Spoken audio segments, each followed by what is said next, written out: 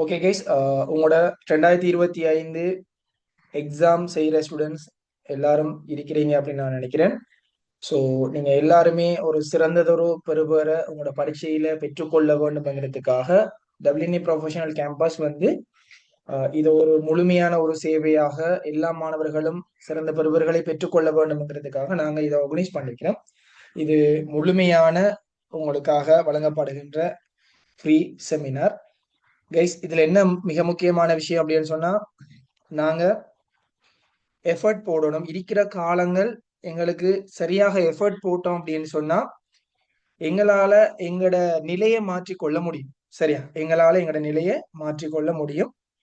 நல்ல ரிசல்ட்ஸும் எங்களால எடுத்துக்கொள்ள முடியும். ஸோ அதை எப்படி நீங்க செய்யணும்ன்றத எங்க யூடியூப் சேனல்ல நாங்க அந்த வீடியோஸ் போட்டுக்கிறோம். உங்களுக்கு வேணா நான் அதில் லிங்கை சென்ட் பண்றேன்.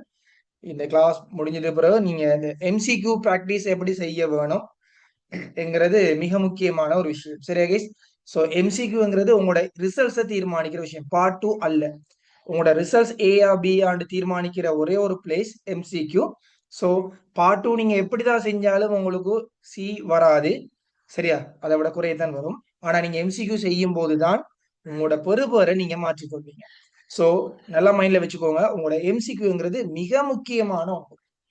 சரியா, உங்களோட எம்சிக்யூங்கிறது மிக முக்கியமான ஒரு விடயமாக காணப்படும்.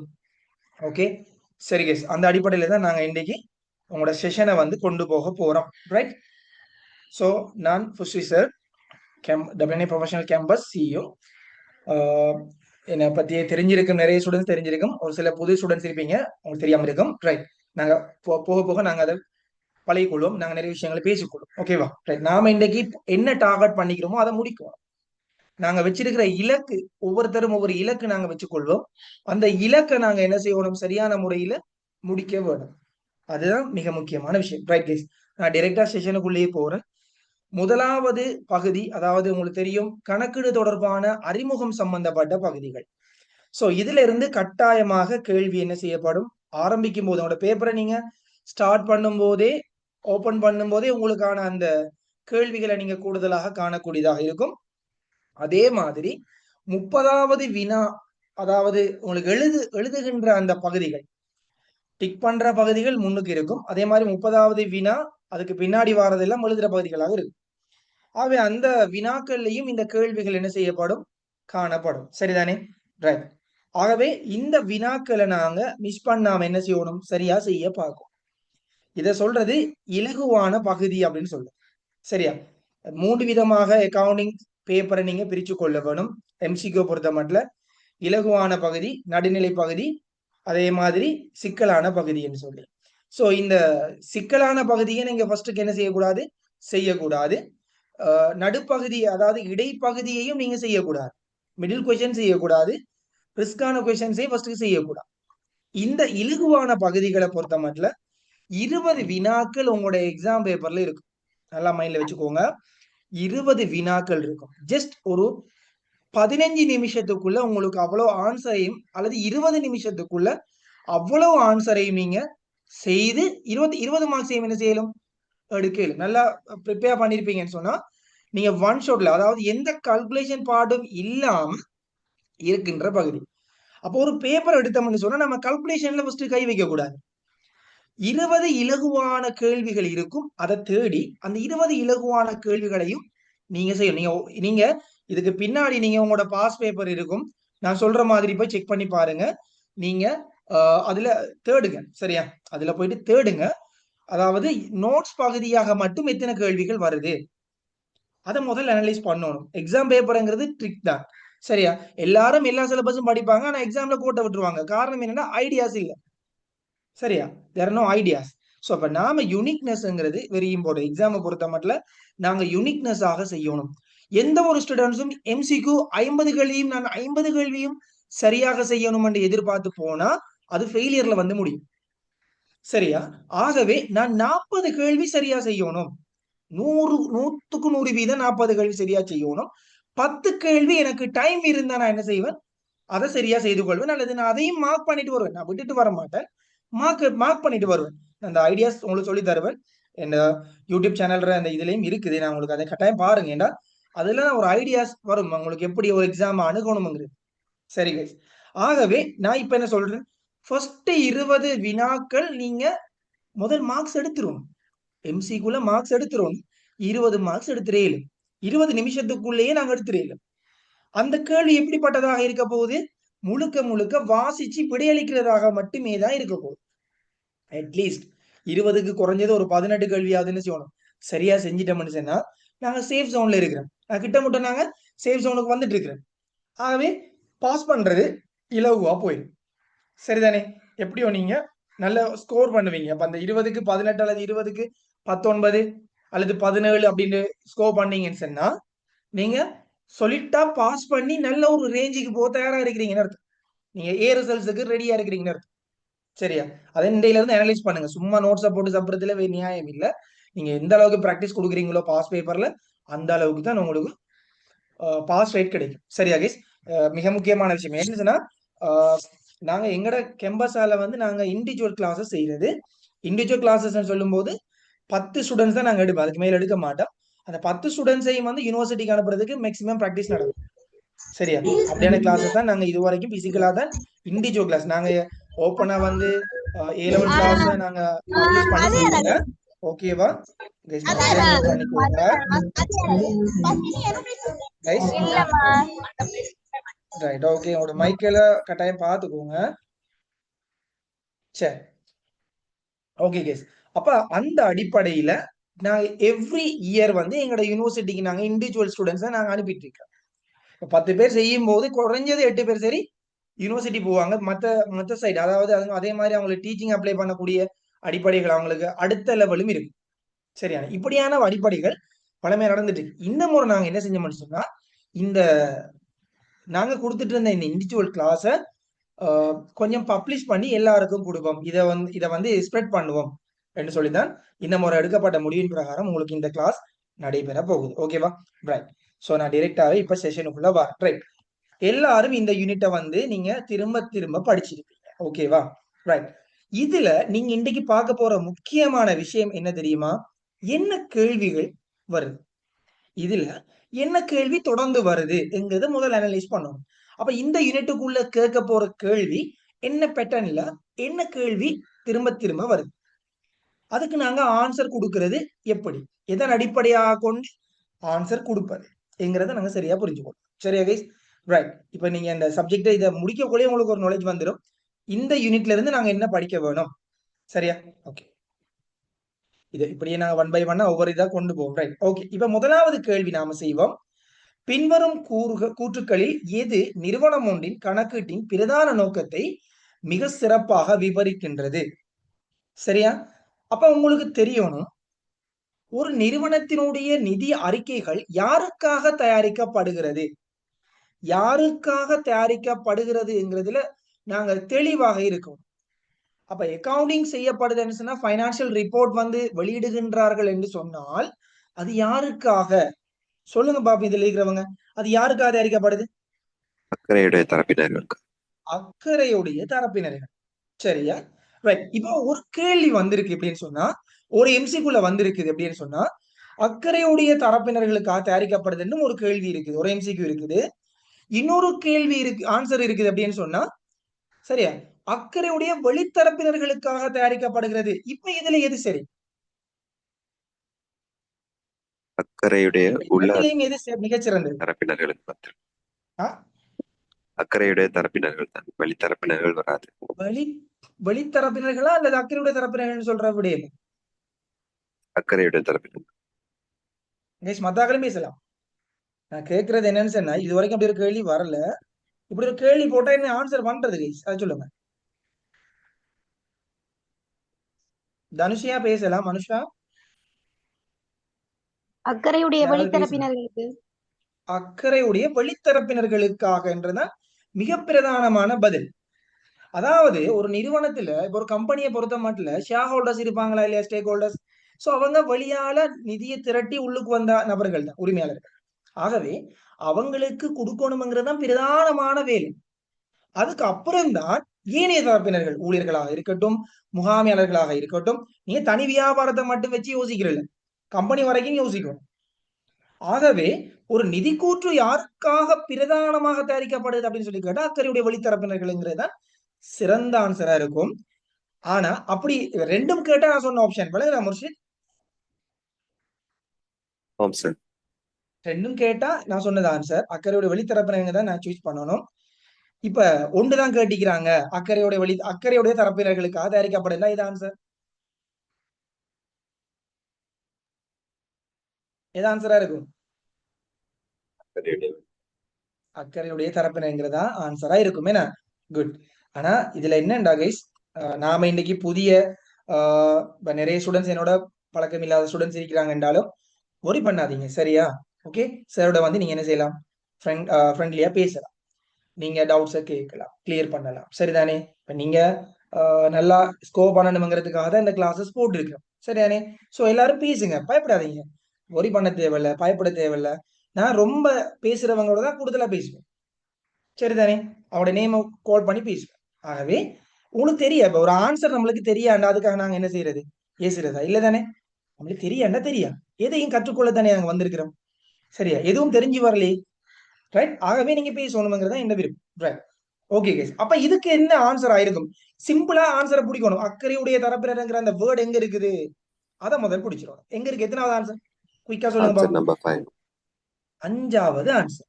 அப்ப இதுக்கு ஒரு நிமிஷம் செலவழிக்கிறதா இப்படி கேள்விக்கு, அல்லது ஒரு 10 செகண்டுக்குள்ள ஆன்சரை பிடிச்சு கொடுங்க?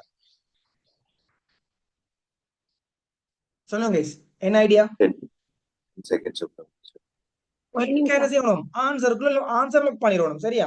அப்ப நல்லா கேட்டுக்கோங்க, அந்த முன்னுக்கு இருக்கிற நான் சொன்னேன் அந்த 20 ஜஸ்ட் நம்ம ஆன்சர் பண்ணக்கூடிய கேள்வி இருக்கு தானே, அதாவது அதுல வாசிச்சு விடையில இருக்கக்கூடிய கேள்விகள் இருக்கு தானே, கணக்கு பகுதியில் அல்லாத கேள்விகள், இதுக்கு 1 மினிட்டுக்கு மேல நீங்க டைம் வேஸ்ட் பண்ண கூடாது. 1 மினிட்டை தாண்டுதுன்னு சொன்னா அந்த கேள்வியை நாங்க ஒரு அடையாளம் விட்டுட்டு அடுத்த கேள்விக்கு போயிருங்க.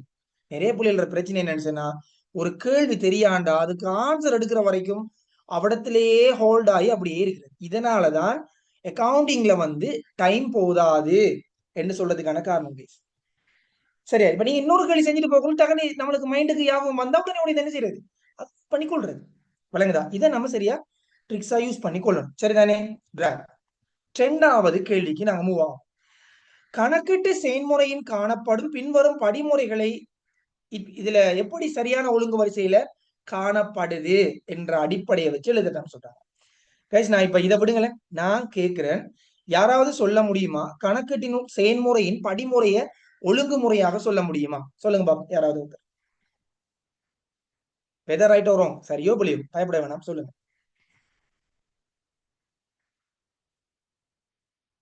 சொல்லுங்க guys. யாராவது சொல்ல முடியுமா? முதலாவது ஒரு வணிகத்துல முதலாவது இடம்பெறுகின்றது என்ன விஷயம், சொல்லுங்க பாப்பா. கொடுக்கல் வாங்கல் பொருட்கள் வாங்கல் இடம்பெறல். நிகழ்வுகள் அல்லது கொடுக்கல் வாங்கல். பிரதானமான விஷயம் என்ன? கொடுக்கல் வாங்கல் நிகழ்வுகள் நடைபெறுது. முதலாவது விஷயம், ரைட், குட். முதலாவது என்ன? கொடுக்கல் வாங்கல் நடைபெறுவது. என்ன? கொடுக்கல் வாங்கல் நிகழ்வுகள் நடைபெறுவது. ரைட். 2வது என்ன? மூல ஆவணங்களை திரட்டுதல். Very good. மூல ஆவணங்களை திரட்டுறது. என்ன? அப்ப நடந்ததுக்கு ஒரு ஆதாரம் வேணுமே, அதான் இப்ப நாம கடைக்கு போயிட்டு ஒரு சாமான் பொருட்களை வாங்குறோம்னா அதுக்கு பில் கிடைக்கும், அந்த பில் தான் என்ன? மூல ஆவணம். Very good. 3வது ஸ்டெப் என்ன? மூல பதிவேடுகளில் பதிதல். Very good. அப்ப நாங்க அதை கொண்டு போய் என்ன செய்ய வேணும்? முதன்மை ஏடுகள்ல, மூல ஏடுகள்ல நாங்க என்ன செய்யணும்? பதியணும். Very good. அடுத்தது அடுத்தது என்ன?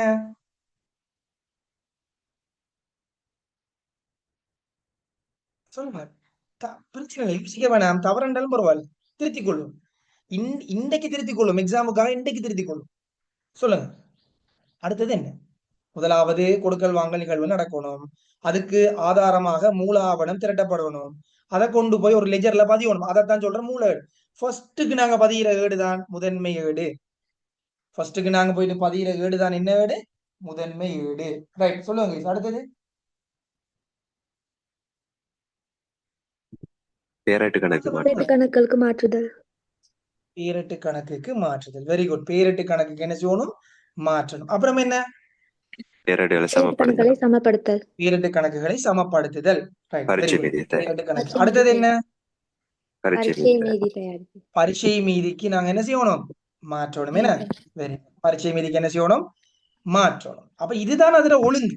அதுக்கப்புறம் தான் என்ன செய்யப்படும் பரீட்சை மீதியில இருக்கின்ற தகவல்களை அடிப்படையாக கொண்டு நிதி கூற்றுக்கள் தயாரிக்கப்படும்.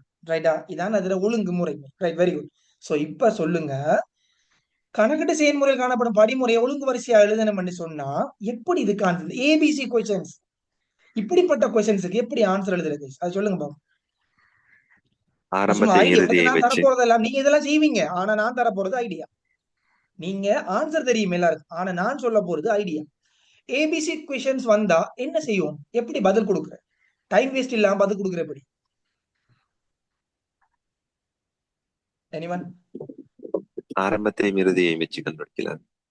ஆரம்பத்தையும் இறுதி. வேற ஏதாவது ஐடியாஸ்?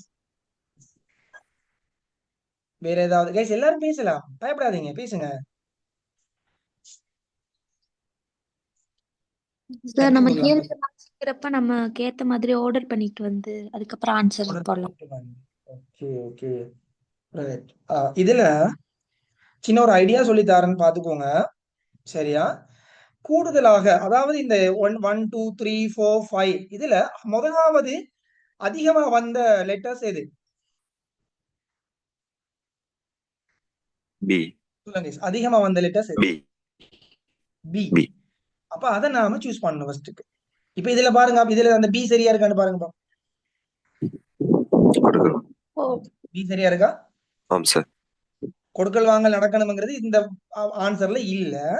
அப்ப அடுத்த ஆப்ஷன் என்ன? மூல ஆவணங்களை திரட்டுதல், தயாரித்தல். சோ அது இருக்கான்னு பாருங்க, பி ஆப்ஷன். ஆம் சார். ரைட். சரி, அடுத்தது ஆப்ஷன் அதிகமா இருக்கிறது எது? சி. சி. அதிகமா சரியானது ஒழுங்கு தானே அதிகமா இருக்கும். அப்ப அடுத்த ஆப்ஷனாக இருக்கிறது எது? சி. ரைட். இப்ப நாம் என்ன செய்யறது தெரியுமா? ஆன்சர் இந்த பி வராத ஆன்சர் எத்தனை? பி முதல் வராத ஆன்சர் எத்தனை இருக்கிறாங்க இங்க? 2 4 2. 5. இவங்க 2 பேரை நீக்கி விட்டுறணும். அதுக்காக வெட்டுறல, பேப்பர்ல போய் வெட்டி விடுறல. நான் மனசால நீக்கி விட, இவங்களை இனி பாக்குறல. இந்த 4 மஞ்சையும் நாங்க என்ன செய்யக்கூடாது, பார்க்க கூடாது. அப்ப 1 2 3க்குள்ளதான் ஆன்சர். அப்ப நம்ம ஆன்சருக்கு நெருங்குறோம், ஆன்சருக்கு கிட்ட மட்டும் நாங்க என்ன செய்யறோம், நெருங்குறோம். அதான் இதுக்கான ஐடியா. ரைட். பியும் சியும் 3லையும் இருக்காங்க. அப்ப முடிவுக்கு வரையலாம். அடுத்த ஆப்ஷன் என்ன செய்ய போறீங்க கைஸ்? எதை வச்சு ஆப்ஷன் பண்ண போறீங்க பாப்போம்.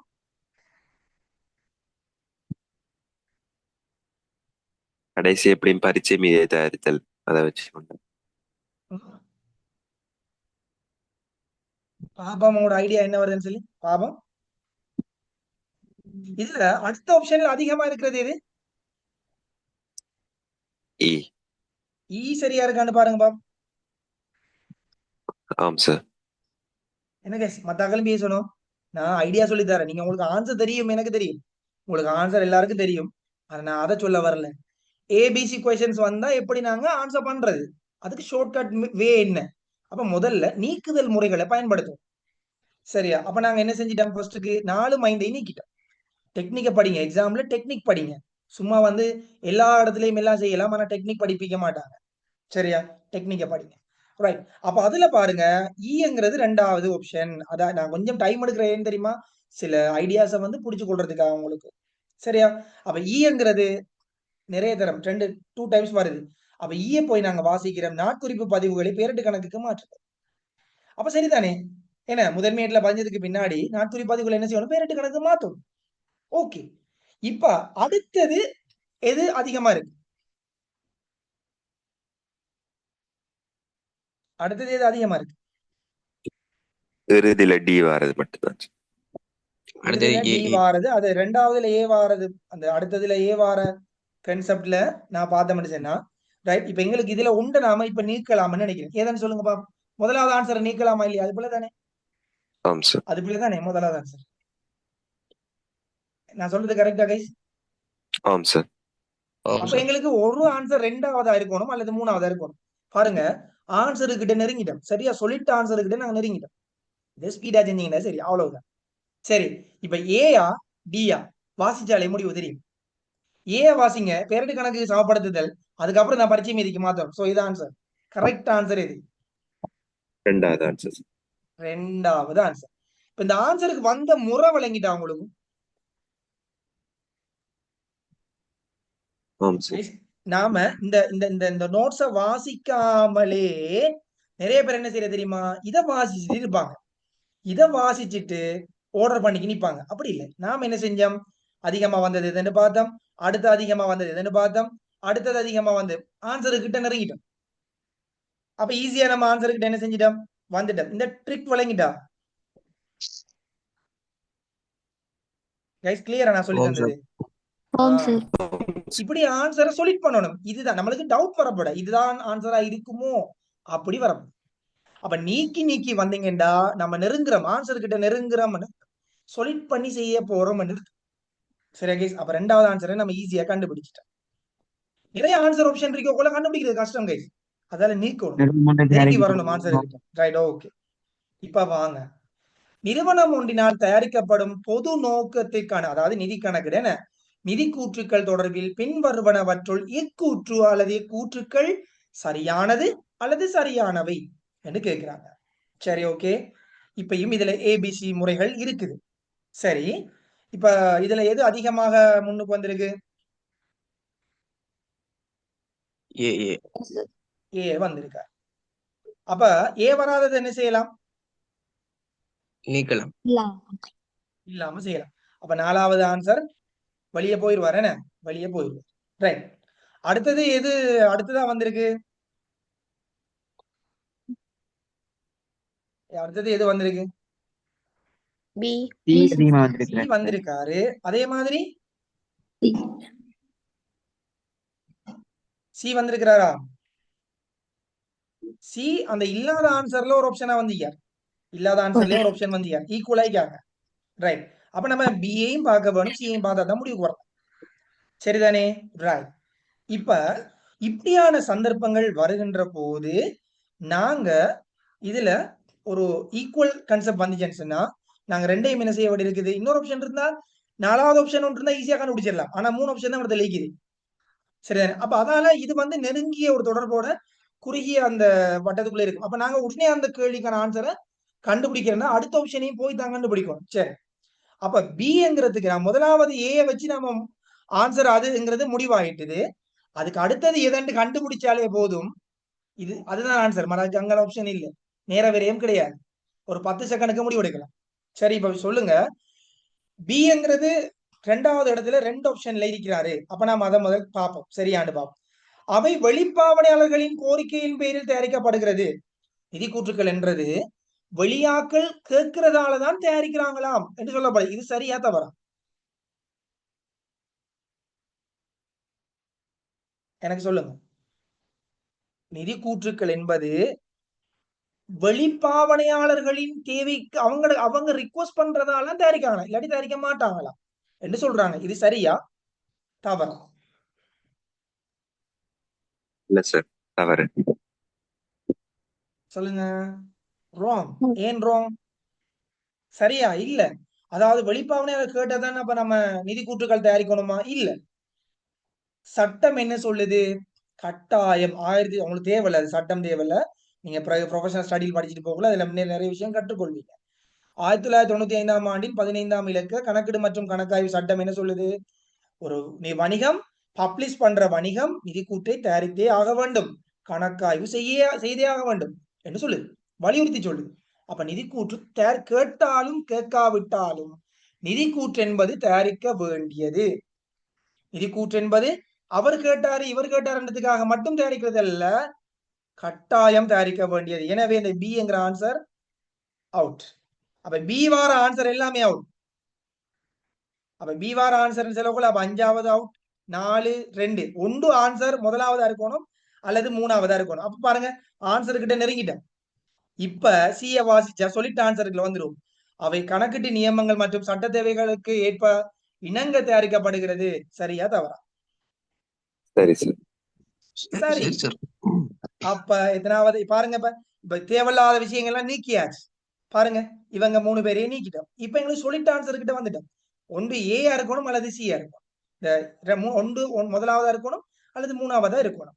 அப்ப முதலாவதா 3வதா என்கிற நெருங்கிய தொடர்புகளை வந்துட்டோம். அப்ப ஈஸியா எங்களால் ஆன்சர் எடுத்துக்கொள்ள முடியுது. சோ நாங்க அடுத்ததை வாசிச்சோம், எங்களுக்கு அது கிளியர். ஆவே 3வது ஆன்சர். நான் சொல்றது ஐடியாஸ் விளங்கிட்டா? ஆமாம் ஆம் சார். சார். ரைட். 4வது ஆன்சருக்குள்ள வருவோம். நிறுவனம் ஒன்றின் நிதி கணக்கீட்டின் பிரதான நோக்கம். ரைட். பிரதான நோக்கம் எங்களுக்கு தெரியும். அக்கறையோட தரப்பின வேர்ட் வரணும். எங்க எத்தனாவதுல கிடக்கு தேடிக்கோங்க ஈஸியா. 5வது ஆன்சர் 5வது. 5வது பாருங்க. அப்ப தேவையில்லாத மத்த ஒன்றையும் வாசிக்கப்படாது. 5வது கரெக்ட் ஆன்சர். பாருங்க, இதுக்கு 2 செகண்ட்ல முடிவெடுத்துட்டு அடுத்த கேள்வி. அந்த 1 மினிட்ல 1 மினிட் அதாவது நேர முகாமைத்துவம் முக்கியம் கைஸ். சரியா? அக்கவுண்ட்ஸ்ல நேர முகாமைத்துவம் படிச்சாதான் எக்ஸாம் போகணும். சும்மா வீதிரப்பட எக்ஸாம். கணக்கு பேர் சிலபஸ் படிச்சுட்டு போற மற சொல்லுவாங்க நேரம் போதா சார் அதால அப்படி இதெல்லாம் கதை இல்ல. நேர முகாமைத்துவத்தை படிச்சுட்டு போங்க எக்ஸாமுக்கு. ஓகேவா? அதான் முக்கியம். அதை உங்களுக்கு நான் அந்த லிங்க் அனுப்புறேன், கட்டாயம் பார்த்துக்கோ. எப்படி பேப்பருக்கு டைம் ஒதுக்குறேன் எம்சிக்யூ. ரைட். ரிசல்ட்ஸை தீர்மானிக்கிறது உங்களோட எம்சிக்யூ தான். நல்லா மைண்ட்ல வச்சுக்கோங்க. எவ்வளவு மட்டுக்கு நீங்க அழகா செய்றீங்களோ ரிசல்ட்ஸ் உங்களோட ஏஆங்கிறத தீர்மானிக்கும். ரைட். அப்ப ஈஸி. இந்த கேள்விக்கெல்லாம் 1 நிமிஷம் தான் கேள்விக்கு நாங்க கொடுக்கக்கூடிய மேக்சிமம் டைம். ஆனா நாம கொடுத்த டைம் எத்தனை செகண்ட்ல நீங்க முடிவெடுப்பீங்க? ஒரு 5 செகண்ட்ல முடிவெடுக்கலாமா? ஆம் சார். முடிவெடுத்துறோம். அப்ப அந்த 55 செகண்டும் நம்மளுக்கு சர்வ் பண்றோம். பாருங்க. அப்ப அது அவ்வளவுதான். That's all. 5வது ஆன்சர். அதுக்கு மேல வாசிக்கிறதுக்கு டைம் இல்ல எங்களுக்கு. அடுத்தது, பின்வரும் கூற்றுக்கள் எது நிறுவனம் ஒன்றின் கணக்கெடுப்பின் பிரதான நோக்கத்தை மிக சிறப்பாக விவரிக்கிறது? 5வது அப்ப எது ஆன்சர். பிரதான நோக்கம்? எது தெரியும் உனக்கு கணக்கு? அக்கறையோட தரப்பினர். அது எத்தனாவதுல இருக்குது? 5வது. That's all. அப்ப ஆன்சர் 5வது. அவ்வளவுதான். ரைட். பின்வரும் கூற்றுக்களில் எது நிறுவனம் ஒன்றின் நிதி கணக்கீட்டின் முதன்மை தொழிற்பாடு? பிரதான தொழிற்பாடு தான் கேட்டாங்க. முதன்மை தமிழ் வடிவம் தான். பிரதான, முதன்மை எல்லாம் ஒரு வேர்ட். என்ன எது ஆன்சரா இருக்கும்? 3வது ஆன்சர். அந்த வசனம் உங்களுக்கு கண்ணுக்கு தெரியும். எத்தனாவது ஆன்சர்? 3வது ஆன்சர் சார். பாருங்க, ஈஸியா லாக் பண்றீங்க. இப்ப பாத்தீங்களா? ஈஸியா லாக் பண்றீங்க. 3வது ஆன்சர் கரெக்ட் ஆன்சர். மதத்தை வாசிக்கவே தேவையில்லைண்டா அக்கறையோட தரப்புல மெயின் கீவேர்ட் அது இருக்கணும். அது மதத்துல இல்லையா அவங்கள வாசிக்க தேவை. சும்மா டைம் வேஸ்ட் பண்ணாதீங்க. சரியா? சும்மா நீங்க காலத்தையும் டைமையும் வேஸ்ட் பண்ணிடப்போட எக்ஸாம் ஹோல்ல. சரிதானே? எக்ஸாம் எழுதுறதுங்கிறது ஒரு யூனிக் தான். யாரெல்லாம் நுட்பமாக எழுதுறாங்களோ அவங்க தான் வின்னர். நாம நல்லா படிச்சுட்டு போவோம். சரியா? சில ஸ்டூடெண்ட்ஸ் அப்படிதான் நல்லா படிச்சுட்டு போவாங்க, எக்ஸாம்ல கோட்டை விட்டுருவாங்க. கேட்டா டைம் போதாது, இதனால ஒரு காரணத்தை சொல்லுவாங்க. நாம ஸ்கூல்ல எதிர்பார்ப்போம் யூனிவர்சிட்டி கிடைக்கும்னு சொல்லி. ஆனா எக்ஸாம்ல கோட்டை விட்டுட்டு வருவார். அவருக்கு என்ன தெரியா? நாலேஜ் இருக்குது, ஆனா எக்ஸாம் சீட் பண்ண தெரியாது. அதான் அவரோட பிரச்சனை. ஓகேவா? சரி, அடுத்தது 7வது வினாக்கு போவோம். ரைட். இது என்ன? கணக்கீட்டு செயல்முறையின் படிமுறைகள். ஓகேவா? கணக்கீட்டு செயல்முறையின் படிமுறைகள். சொல்லுங்க கைஸ். இப்ப நீங்க இதை நீங்க செய்ய போறீங்க, ஐடியா பண்ண போறீங்க. ரைட். நான் என்ன சொன்னேன் அது மாதிரி நீங்க செய்ய போறீங்க. சொல்லுங்க பாப்பா, எது சரி ஃபர்ஸ்ட்டுக்கு? Second one sir. Second one sir. சரி, எல்லாத்துலயும் ஏதான் சரி வரும் அதால. எப்படிமா? Very good. இப்ப இதுல சிஎம் இருக்குது, அடுத்த ஆப்ஷன் ஏ. அப்ப சிஏ பார்த்தோம்னா என்ன? கொடுக்கல் வாங்கல் ஆரம்ப பதிவெடுக்க பதிதல். அதுக்கு முன்னாடி ஏதாவது இருக்காண்டு நாம பார்த்து கொள்ளணும். என்ன? அப்ப அதுல பார்த்தோம்னா 2 இடத்துல ஏங்கிற ஆப்ஷன் வந்திருக்கு. அப்ப அது என்ன? கொடுக்கல் ஒரு தரம் மெட்டி பார்த்து கொள்றது, அவ்வளவுதான். கொடுக்கல் வாங்கல் இடம்பெறுது. அப்ப அதான் சரி. அப்ப இப்ப ஆன்சருக்கு ஈஸியா போயிடலாம், கிட்ட முட்ட போயிடலாம். 4வதையும் அவுட், 5வதும் அவுட், 3வதும் அவுட். நான் சொல்ற விஷயம் விளங்கிட்டா? நீக்குதல் முறை விளங்கிட்டா? இப்ப அப்ப சொல்லிட்டா எதுக்குள்ள ஆன்சர் இருக்க போது? முதலாவதாக இருக்கலாம் அல்லது 2வதா இருக்கலாம். அப்ப நெருங்கிட்டோம், ஆன்சர் கிட்ட நெருங்கிட்டோம். பாருங்க, டைம் வேஸ்ட் எல்லாம் குறைச்சாச்சு. இப்ப நெருங்கிட்டோம். ஒன்று மட்டும் பார்த்தா போதும். 2வது கேள்வியோட ஆன்சர் மட்டும் ஏ பியா சியா, தட்ஸ் ஆல். அதோட ஆன்சர் வந்து மத பின்னுக்குள்ளத வாசிக்காடி வருவாங்க. சரியா? இப்ப பிய வாசிப்போம். 4 பதிவுகளை பேரட்டு கணக்குக்கு மாற்றுதல். சி என்ன? கொடுக்கல் வாங்கலே. எது இதுல செகண்ட் ஒன்? சி தான் சார். சி. கொடுக்கல் ஆகவே வாங்கல்களை ஆரம்ப ஏ பதிவேடு. அடுத்தது சி வரணும். சோ லாக் பண்ணுங்க. ஆன்சர் இது 2வது. இப்ப ஈஸியா கண்டுபிடிக்க விளங்கிட்ட அந்த ஏபிசி क्वेश्चंस. ஆமாம் சார். ஆம் சார். இதான் பிராக்டிஸ். இந்த இப்படி பிராக்டிஸ் பண்ணிக்கோங்க. சரியா?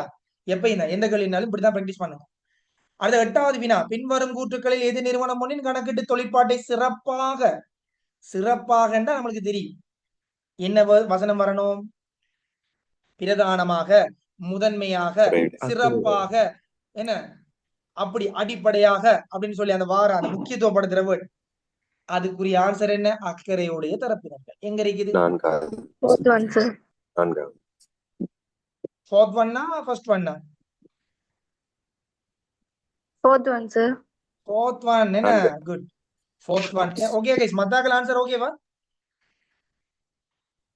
ஓம் சார். ஆம் சார். ஓகே தானே யார் டவுட்ஸ் இல்லை தானே ரைட் ஓகே அடுத்தது 9வது வினா கணக்கிட்டு செயல்முறையில் பின்வரும் செயற்பாடுகள் எந்த சரியான ரைட் மறுபடியும் வருது இப்போ உங்களுக்கு மனசுக்குள்ள வந்துட்டு எந்த கேள்வி கொஞ்சம் அடிக்கடி வராரு சொல்லுங்க பாப்போம் ரெண்டு தலைப்புல மைண்டுக்குள்ள வந்துட்டு ரெண்டு தலைப்பு என்ன தலைப்பு சொல்லுங்க பாப்போம் பிரதான நோக்கமும் கணக்கின் பிரதான நோக்கமும் கணக்கிட்டு செயல்முறையின் படிமுறைகள் முறை. அப்ப இது ரெண்டு விஷயம் முக்கியமானதுன்றது இப்ப பிக்ஸ் ஆயிட்டு முதலாவது யூனிட் படிச்சிருப்பீங்க இப்ப அதுல பிக்ஸ் ஆயிட்டுது இது ரெண்டும் படுத்தியாச்சு ஓகே இதான் முக்கியம் இது முக்கியமா இருக்கு ரைட் இப்ப வாங்க ஆன்சர் எனக்கு சொல்லுங்க பாப் Second one, sir. Second one okay பாப்போம் அப்ப இதுல அதிகமா வாரது பி என்ன அவரை முதல்ல செக் பண்ணி பாப்போம் வியாபார கொடுக்கல் வாங்கலிடம் ரைட் கிளியர் பி வராத ஆன்சர் ரெண்டு பேரும் அவுட் யாரா எந்தெந்த ஆன்சர் பாப்போம் நாலாவது நாலாவது. அஞ்சாவது அவுட் ரைட் இப்ப ரெண்டாவதுல சி அதிகமா இருக்கா சியை கொஞ்சம் போய் பார்ப்போம் சரியாங்க கொடுக்கல் வாங்கல் மூல ஆவணத்தை தேர்தல் தட்ஸ் இட் அப்ப முதலாவது ஆன்சரை மல்லி எறிகிறோம் அவர் இருந்தே வரல இவரும் போயிட்டார் இப்ப இவரா ஒன்று ஏஆ இருக்கணும் அல்லது டியான ஆன்சரா சரியான ஆன்சர் இருக்கணும் எது எது ஏ என்ன கொடுக்கல் வாங்கல்களை அது தொடர்பான ஆரம்ப பதிவேடுகளில் பதிதல் முதன்மையேடுகளில் பதிதல் so which one is correct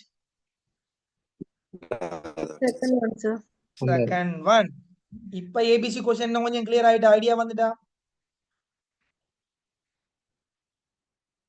ஓம் என்ன சார். கைஸ் அதுல சின்ன ஒரு எக்ஸ்பர்ட் வந்த மாதிரி ஃபீல் ஆகுதா ஓம் சார். ஓகே சோ 10th क्वेश्चंसக்கு வரும் பின்வருவனவற்றுள் எது நிறுவனம் ஒன்றின் நிதி கணக்கின் பங்கினை சிறப்பாக விவரிக்கிறது எது ஆன்சர் Fifth one, sir.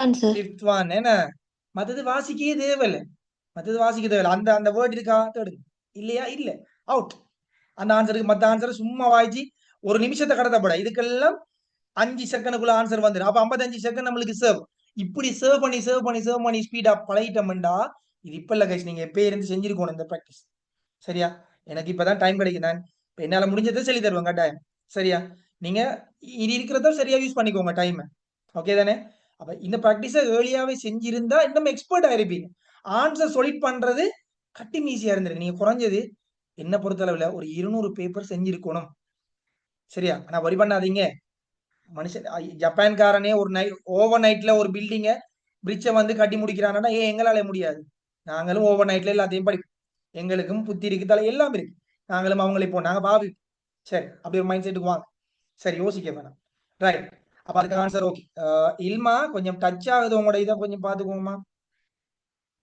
உங்களோட அந்த ஸ்கிரீன் டச் ஆகுது கொஞ்சம் பாருங்களேன் ஓகேவா இல்மா நான் சொல்றது விளங்குதா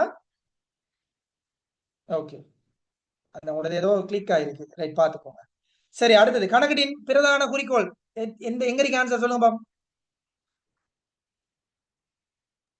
அஞ்சாவது சார் அஞ்சாவது மதாக்கள் என்னமா லொக் பண்ணுங்களேன் குயிக்கா இதுல இந்த Fifth one, sir. அக்கறையுடையங்கிற வசனத்தை யூஸ் பண்ணல ஆனா பயன்படுத்துவோர் என்று சொல்லப்பட்டிருக்கிறது அதை பயன்படுத்துவோரின் அப்ப எத்தனாவது answer Fifth one, sir. Fifth one okay good அடுத்தது கணக்கீட்டு செயல்முறையில் காணப்படும் பின்வரும் நடவடிக்கைகளில் சரியான ஒழுங்கு வரிசை யாது சரியான ஒழுங்கு வரிசை சொல்லுங்க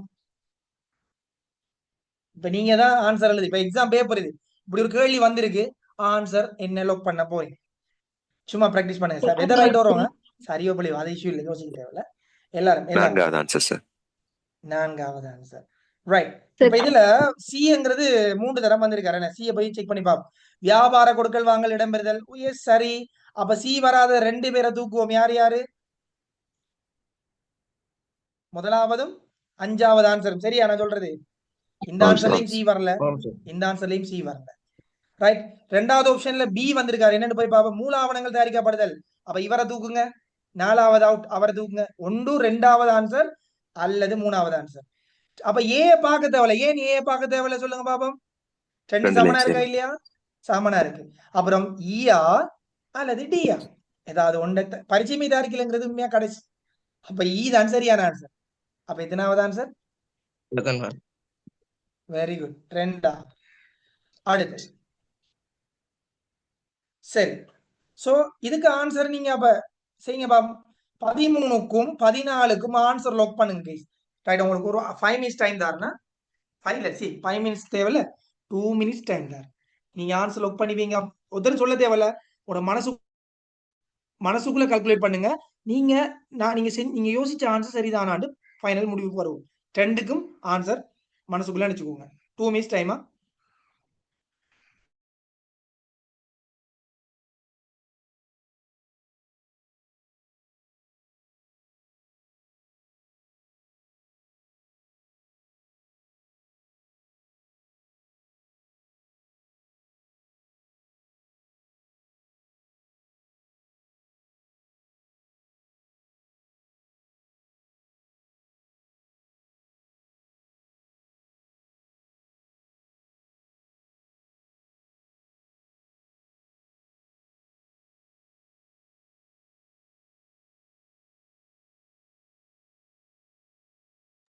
ஆன்சர் லாக் பண்ணிட்ட, டைம் அப். ஆன்சர் லாக் பண்ணியாச்சா? ஆம் சார். ரைட். எத்தனாவது answer correct answer? Third answer sir. Third one. 13வதுக்கு என்ன தேர்ட் ஒன் சொல்றாங்க? வேற ஏதாவது ஆன்சர் லாக் பண்ணாமல் பேசுங்க. தேர்ட் ஒன் தான் சார். எனிவன்?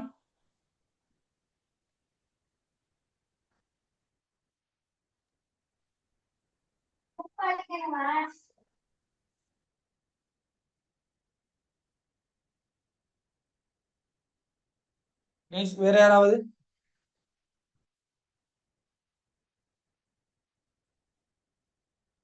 Third one. வேற ஆப்ஷன் இருக்கா? ரைட். யாராவது ஃபிஃப்த் ஒன் லாக் பண்ண கழிக்கிறீங்களா? ஃபிஃப்த் ஒன் யாராவது?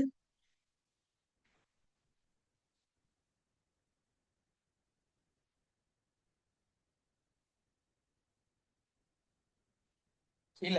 ரைட். இப்ப சொல்லுங்க, எதன் அடிப்படையாக கொண்டு நீங்க தேர்ட் ஒன்ன நீங்க லாக் பண்ணீங்க? அது சொல்லுங்க பாப்போம். நிதி நிலைமையில பேசுங்க. வந்து சொத்து பொறுப்பு உரிமை தான் காணப்படும். அதுல வந்து உரிமைக்கும் பொறுப்புக்கும் இடையிலான வித்தியாசம் தான் வந்து சொத்து வந்து காணப்படும். உரிமைக்கும் பொறுப்புக்கும் இடையாள வித்தியாசமா இல்ல ரெண்டும் சேர்ந்ததா? ரெண்டும் சேர்ந்தது. ரெண்டையும் கூட்டுத்தொகை. சேர்ந்தது. கூட்டுத்தொகை வந்து ஓகே, சொத்துக்களுக்கு சமனாக இருக்கும். இப்ப நீங்க நிதி நிலைமை கூற்ற வச்சு நீங்க அதை பேசுறீங்க, அப்படித்தானே? ஆம் சார். நிதி என்றா என்ன? காசு. அப்படி ஒரு விஷயத்தை யோசிங்க. காசு நிலைமை பற்றி சொல்லக்கூடியது எது? நிதி காசோட சம்பந்தப்பட்ட விஷயம் எதுவா இருக்கும்? நிதியினுடைய ஓட்டம், நிதியினுடைய உட்பாய்ச்சல் வெளிப்பாய்ச்சல் அடிப்படையில விளங்கப்படுத்தக்கூடிய விடயம் எதுவா இருக்கும்? காசு பாய்ச்சல் சார். காசு பாய்ச்சல் கூற்று. நிதி நிலைமை எங்கட செயற்பாட்டு நிதி, முதலீட்டு நிதி, அதே மாதிரி நிதியீட்டம் செய்யற விடயங்கள். இந்த நிதி நிலைமைகளின் ஓட்டங்கள், நிதி நீங்க இப்ப எதை வச்சு இதை ஆன்சர் லாக் பண்ணுங்கிறது எனக்கு தெரியும் ஷுவரா. நீங்க வந்து நிதி நிலைமை கூற்று, நிதி நிலைமை கூற்றின் கூறுகள் என்று கேட்டாதான் நீங்க என்ன செய்யணும்? நீ நிதி நிலைமை கூற்றின் கூறுகள் என்று கேட்டாதான் உரிமையும் பொறுப்பையும் சூஸ் பண்ணணும், சரியா? ஆனா இங்க கேட்டது ஒரு வணிகத்தின் ஃபைனான்ஸ் ஸ்டேட்டஸ். இங்கிலீஷ்ல மாத்தி பாருங்க பாப்போம். நிதி என்றா இங்கிலீஷ்ல என்ன ஃபைனான்ஸ் என்ன சொல்லுவோம்? வேர்ட் ஃபைனான்ஸ், அப்படித்தானே? நிலைமை என்ன? ஸ்டேட்டஸ். ஃபைனான்ஸ் ஸ்டேட்டஸ் பத்தி சொல்லக்கூடிய ஒரு இடம் எது? அது ஒரு நிதி கூற்று எது? இப்ப சொல்லுங்க. which one is correct? காசு பாய்ச்சல். கிளியரா நான் சொன்ன விஷயம் எனக்கு தெரியும். நீங்க ஏன் அதை லாக் பண்ணீங்க? நிதி நிலைமை என்ற வேர்டு எங்க பார்த்திருக்கிறோம்? நாம நிதி நிலைமை கூற்று, ரைட்? ஆகவே நிதி நிலைமை கூற்றுல தானே நம்ம உரிமையும் பொறுப்பையும் பார்த்திருக்கிறோம். ஆனா அவன் கேட்டது அது இல்ல, சரியா? ஃபைனான்ஸ் ஸ்டேட்டஸ பத்தி பார்க்கக்கூடிய ஒரு இடம் எது? ஒரு நிதி கூற்று எதுன்னு கேட்டுக்கிறார். காசு பாய்ச்சல் கூற்று. ஃபைனான்ஸ் ஸ்டேட்டஸ் எப்படி நம்ம நிலைமை எப்படியான நிதி நிலைமை இருக்குது, செயற்பாட்டு நிதிகள் எப்படி பாய்ச்சல் அடையுது, உட்பாய்ச்சல் வெளிப்பாய்ச்சல் எப்படி அடையுது, முதலீட்டு நிதிகள் எப்படி உட்பாய்ச்சல் வெளிப்பாய்ச்சல் அடையுது, நிதியீட்ட நிதிகள் எப்படி நிலைமையா காணப்படுது, என்ன நிலைமையில இருக்குது, ஆகவே எங்கட காசு நிலைமை எப்படி இருக்குது, இதை காட்டுகின்ற சரியான இடம் காசு பாய்ச்சல் கூற்று. இனி இந்த பிழை வருமா? No sir. வரக்கூடா. அப்ப நல்லா மைண்ட்ல வச்சுக்கோங்க. நிதி நிலைமை கூற்று என்று சொன்னா ஓகே, அதன் கூறுகள் என்று கேட்டா ஓகே நீங்க சொன்ன ஆன்சர். ஆனா இங்க வந்தது ஃபைனான்ஸ் ஸ்டேட்டஸ். சரியா? ரைட். ஓகே. 14 என்ன மாதிரி ஆன்சர் எடுத்துக்கிறீங்க பாப்போம்? 14க்கு என்ன ஆன்சர் எடுத்துக்கிறீங்க? Third one sir. 14க்குரிய திரும்ப வாசிக்கிறேன். கீழே தரப்பட்ட வியாபார நிறுவனம் ஒன்றை பற்றிய தகவல் எது அந்த வியாபாரத்தின் அபிப்பிராயத்தின் வியாபார கடன் கொடுத்தோர் அதிக அளவு கவனத்தை ஈர்க்கும். நாம இப்படி படிச்சிருப்பீங்க, அதாவது கணக்கிடில் அக்கறை செலுத்துகின்ற நபர்களும் அவர் அக்கறை கொள்வதற்கான காரணங்களும். ஒரு வழங்குனர் கடன் கொடுத்தோர் எதை பார்த்து கடன் கொடுப்பார், என்ன அவர மைண்ட்ல ஓடிட்டு இருக்கு, கொடுக்கிற கடனை ரிட்டர்ன் பண்ணுவாங்களா, அந்த பையன் தானே. இப்ப நாமளும் தான் ஒருத்தருக்கு கை மாத்து கடன் கொடுக்குறேன்னு சொன்னா சொல்லுங்க பாப்போம், எவ்வளவு யோசிப்போம். ஏன்னா கிட்டத்தட்ட ஒரு இது ஒன்று போயிருந்துச்சு, என்னது சக்தியிட ஒரு சின்ன ஒரு ஷார்ட் ஃபில்ம் மாதிரி ஒரு விஷயம் நடந்துச்சு. அந்த கடன் 5000 கொடுத்து போட்டு கடுமையா அவரை போட்டு கரைச்சல் படுத்துற யாவும் இருக்கா? பாத்தீங்களா யாராவது? எனிவன் அந்த எட்ட பார்த்தாக்கள் பதிலும் பார்க்கலையா? No sir. பாத்தீங்களா? சோ ஒரு ஒரு கேர்ள் வந்து என்ன செய்யறா, காசு 5000 ஒரு அந்த ஸ்டாஃபுக்கு கொடுத்துட்டு கொடுத்த நிமிஷத்துல இருந்து அந்த கடை வாங்குற எப்படி எப்படி எப்படின்னு சொல்லி போட்டு கரைச்சல் பண்ணோன்னே 3 hours அவர் வந்து காசை கொடுத்துருவார். எனக்கு காசு கிடைச்சிட்டு உங்களோட காசு இருந்தாங்கன்னு சொல்லி. அப்ப அவட எண்ணம் என்ன, கொடுத்த கடனை எப்ப தரப்போறார், தருவாரா, ஏமாத்துவாரா என்ற ஃபீல் தான் அவர தலைக்குள்ள இருக்கு. அப்ப என்ன ஆன்சர் இதுல சரியான ஆன்சர் சொல்லுங்க கைஸ். மூணாவது ஆன்சர் சரியா கைஸ்? எல்லாரும் பேசணுமா? இங்க பாருங்க, பயப்படாதீங்க. பொலியா நீங்க சூஸ் பண்ணிட்டீங்க, நான் முதல்ல ஒருத்தர் சூஸ் பண்ணிட்டார், என்ன செய்யற, அதுக்கு நாம என்ன செய்யறோம், ஒன்னும் செய்யறல. அது இல்லைங்கிறத நம்ம இனி ப்ரூவ் பண்ணி இது இல்ல, ஏன் இல்ல, ஒரு பிழையை செஞ்சா தான் திருத்திக் கொள்ளும். நான் பிழையா ஆன்சர் சொல்றவங்களை வரவேற்கிறேன், ஏன் தெரியுமா, அப்பதான் அவங்க திருத்திக் கொள்வாங்க. பிழையெல்லாம் நீக்கி விட்டாங்கன்னா இனி அவங்களோட ஆன்சர் சரியான ஆன்சரா தான் இருக்கும். அப்படி யோசிங்க சரியா? எதையும் மைனஸ் நெகட்டிவா யோசிக்க, பிளஸ் பாயிண்டா யோசிங்க, செய்யுங்க. 15வது போ, கணக்கிட்டு செயல்முறையில் காணப்படும் பின்வரும் நடவடிக்கைகளில் சரியான ஒழுங்கு வரிசை. திரும்பியும் வருது. இப்ப திரும்ப ஸ்டார்ட் பண்ணுங்க. இதுக்கு ஆன்சர் என்ன? Fourth one sir. Fourth one. இன்னும் எனக்கு மத்த குரல் கேட்கணும். ஒரு சில குரல் தான் கேட்டுட்டு இருக்கு. பிளீஸ் பயப்படாதீங்க. ஆன்சர் நாம் புள்ளையாச்சேன், என்ன செய்யுது, கிளாஸ் விட்டு ரிமூவ் பண்ணிடுவாங்களா இல்லையே? யோசிச்சு செல்லுங்களேன், நான் சொல்லி தந்திக்கிறேன் ஐடியா. சொல்லுங்க கைஸ். சி, அவ பாருங்க, சி என்ன, கொடுக்கல் வாங்கல் நாட்குறிப்பாடுகளை பதிதல். ரைட்? அப்ப அது இங்க வந்திருக்கிற முதலாவது concept. Okay, good. Fourth one என்ன, சரி பாப்போம். அட்லீஸ்ட் சட்லியாவது ஆன்சரை போடுங்களேன், பிள்ளையண்டாலும் பரவாயில்ல போடுங்க. ஓகேவா? பயப்படாதீங்க கைஸ். முதல்ல பயத்தை நீங்க என்னைக்கு நீங்க உங்களை விட்டு விளக்குறீங்களோ அன்றைக்கு தான் நீங்க உயர்றதுக்கு தயாராகிறீங்க அர்த்தம். நல்லா மைண்ட்ல வச்சுக்கோங்க. எப்ப பயத்தை நீங்க தூக்கி வீசுறீங்களோ அன்றைக்கு தான் நீங்க ஒரு போல்டு பர்சனாகவும் நீங்க பறக்கிறதுக்கு தயாராகிறீங்க அர்த்தம். அது வரைக்கும் உங்களுக்கு சிறகு இல்லைன்றது இதை எழுதி வச்சுக்கோங்க சரியா? இது லைஃப்ல எழுதி வச்சுக்கோங்க. இது கட்டாயமான விஷயம், பயம் இருக்கக்கூடாது சரியா? துணிச்சலா இதை முடிவெடுக்கும். பிள்ளைண்டாலும் துணிச்சலா சொல்லுவோம். Right, C. Okay, correct. அடுத்தது வருவோம். சிக்கு பிறகு என்ன அதிகமா இருக்காரு? பியும் இருக்காரு, ஏயும் 2 ஆப்ஷன் வர. ரைட், பாப்ப 2 வரையும் பாப்போம். மூடும் பதிவுகளை தயாரித்தல், கொடுக்கல் வாங்கல், பீரியட் கணக்கு மாத்தல். Which one correct? B sir. B. என்ன அப்ப பாருங்க, இவர் அவுட், இவரும் அவுட், இவரும் அவுட். சோ பி என்கிறது 2 ஆப்ஷன் வந்துட்டு. அடுத்ததை நம்ம சூஸ் பண்ணா சரி, டியா ஏயா? எது சரி? நிதி கூட்டு தயாரிக்கிற கடைசி தானே, அப்ப எது சரி? ஏ. மூடும் பதிவுகளை தயாரித்தல், என்ன பேரட் கணக்கிலேயே மூடுதல். அப்ப 4வது ஆன்சர் தான் கரெக்ட் ஆன்சர். ரைட், இப்ப அடுத்த சைட்டுக்குள்ள நாங்க போறோம். இது வந்து 30வது கேள்விக்கு பின்னாடி வர பகுதி. அதாவது எழுதுற பகுதி. சரியா கைஸ்? இது இப்ப எழுதுறதுக்கு தான் வரும். சரியா? அப்ப இது நாம எழுதணும். எங்கிட்ட ஆன்சர் இருக்கும். சரியா? சோ அதை தான் நாங்க சரியா அப்பதான் சரியா ஆன்சர் கொடுக்க இயலும். இதுக்கு முன்னாடி இருந்ததுக்கு நம்ம ட்ரிக் பண்ணி எப்படி சரி ஆன்சர் பிடிச்சிட இயலும். இதுக்கு நம்ம ஆன்சர் தெரிஞ்சாதான் ஆன்சர் கொடுக்க இயலும். அப்ப கொஞ்சம் நீங்க சில விஷயங்களை பாடமா அப்ப இதுல என்ன முக்கியமானது அதை பாடமாக்குங்க. ஓகேவா? இதுல என்ன முக்கியமோ அதை பாடமாக்குங்க. ஓகேவா? Okay right. இப்ப வரும் என்ன சொல்றாங்க, சரியா பிழையா என்று சொல்லட்டா. ரைட். எதை பத்தி கேட்கிறாங்க அதை நாம பார்ப்போம். பின்வரும் கூற்றுக்கள் வியாபாரம் ஒன்றின் முகாமை கணக்கீட்டின் வகிவா. ரைட். மைண்டுக்குள்ள என்னத்தை கொண்டு வந்துடணும்? முகாமை கணக்கீட்டின் பண்புகளை கொண்டு வந்துடணும். வேற ஒன்றும் தெரியக்கூடாது. முகாமை கணக்கீட்டின் பண்புகள். அந்த முகாமை கணக்கீட்டின் பண்புகளை நாம மைண்ட்ல எடுத்துக்கணும். சரியா? அதை வச்சுதான் முகாமை கணக்கீட்டின் பண்பா சரி, முகாமை கணக்கீட்டின் பண்பு அல்லையா புரியல, ஆன்சர் அவ்வளவு. ரைட். முதலாவது பாப் முகாமை கணக்கீடானது. இதை சொல்லித்தான் சொல்லணுமா? இங்க பாருங்க, சில பிள்ளைகள் இதுலயே போட்ட விடுற. ஏன் தெரியுமா? அது சரியா சொல்ல தெரியும். ஃபர்ஸ்ட்டுக்கு வசனம் முகாமை கணக்கீட்டில் அப்படின்னு ஆரம்பிச்சுதான் வாசிக்கணும். அப்ப சரியான ஆன்சர் வரும். முகாமை கணக்கீடு என்பது முகாமையாளரின் பாவனைக்காக சரியா பொது நோக்க நிதி அறிக்கைகளை தயாரித்தல். அப்படியா? முகாமையாளரின் பாவனைக்காக பொது நோக்க நிதி கூட்டு தயாரிக்கப்படுமா அல்லது விசேட நோக்க நிதி கூட்டு தயாரிக்கப்படுமா? அப்ப ஃபர்ஸ்ட் ஒன் சரியா? பிழை. ஏன்னா வெரி குட். கணக்கீட்டு நியமங்களுக்கு அமைவாக முகாமை கணக்கீடு என்பது கணக்கீட்டு நியமங்களுக்கு அமைவாக தயாரிக்கப்படுமா? அப்படியா? அப்படியா?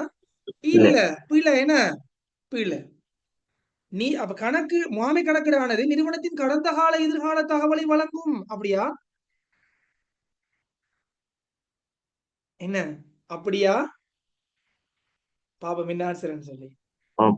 அப்படித்தான். நான் கேள்விய கொஞ்சம் வித்தியாசமான தொனியில கேட்டதுக்காக பிளசர்ன்னு சொல்லப்படா. நல்லா யோசிச்சு சொல்லணும். ஓகேவா? அதாவது முகாமை கணக்கீட்டின் பண்பு என்ன? கடந்த கால எதிர்கால, அதாவது ஹிஸ்டாரிக்கல் டேட்டாவும் இருக்கும், ஃபோர்காஸ்டிங் டேட்டாவும் இருக்கும், ரெண்டும் இருக்கும். சரியா? ஆகவே அது சரி. முகாமை கணக்கீடானது நிறுவன முகாமையாளர்களின் வேண்டுதலுக்கு அமைவாக தயாரிக்கப்படுகிறது. சரியா தவறா? சரி சார். சரி சரி. கரெக்ட். Correct answer. என்ன? குட். Very good. இப்ப கொஞ்சம் ஓப்பன் அப். என்ன எல்லாரும் பேசுறீங்க? Very good. இதை அப்படியே ஃபாலோ பண்ணுங்களா? குட். அப்பதான் இன்ட்ரெஸ்டா இருக்கு கிளாஸ். ரைட். அடுத்தது பாருங்க, வியாபாரம் ஒன்றின் பின்வரும். இது உங்களுக்கு தெரியும். என்ன? அக்கறை கொண்ட தரப்பினர்களும் அவர் எதற்காக அக்கறை கொள்கிறார்கள்? கணக்கீட்டின் மீது அக்கறை கொள்கின்ற தரப்பினர்கள் யார்? எதற்காக அக்கறை கொள்கிறார்கள்? அப்ப அந்த விஷயம் முக்கியமான. சரியா? ரைட். சரி, இதுக்கு என்ன ஆன்சரா இருக்கு சொல்லுங்க பாபு. இது ஆன்சர் நாலுல ஏதாவது ஒன்று போட்டோம்னா சரி. ரைட். பாப்பம். நீண்ட தவணை கடன் கடப்பாடுகளை நிறைவேற்றுவதற்கான நிறுவனத்தின் இயலுமையை பார்க்கிறாள் யார்? யார் பாப்பா? கடன் வழங்குனர். என்ன? Very good. முதலிட்ட மூலதனத்துடன் ஒப்பிடுகையில் நிறுவனத்தின் லாபத்தை பார்க்கிறாள் யாரு? முதலீட்டாளர். உரிமையாளர். என்ன? முதலீட்டாளர். நிறுவனங்களின் உற்பத்தி செய்யப்படும் பொருள் கிரியத்தை பத்தி யோசிக்கிறவர் யார்? வரிய பத்தி யோசிக்கிறது யார்? அவ்வளவுதான். பின்வருவனவற்றுள் நிறுவனம் ஒன்றின் பொது நோக்குடைய நிதி கூட்டா, அதாவது நிதி கணக்கீட சொல்றாங்களா? அப்ப நிதி கணக்கீடு மைண்ட்ல எடுத்துதான் நம்ம யோசிக்கணும். கூறுகளாக கருதப்படுவனவற்றை. ரைட். நிதி கணக்கீட்டுல வார விஷயங்களை தான் யோசிக்கணும். நிதி நிலைமை கூற்று வருமா நிதி கணக்கீட்டுல? வரும் தானே? அப்ப ஆமென்று போடணும். சரி சரி, ஆமென்று போடணும். சரி. அடுத்தது நிதி கூற்றுக்களுக்கான குறிப்புகளும் நிதி கணக்கீட்டுல வருமா? என்ன நிதி கூற்ற ஃபைனல் ஒன் அது. அடுத்தது இயக்குனர்களின் அறிக்கை நிதி கணக்கீட்டுல வருமா? இல்லை, அது முகாமை கணக்கீட்டுல வர.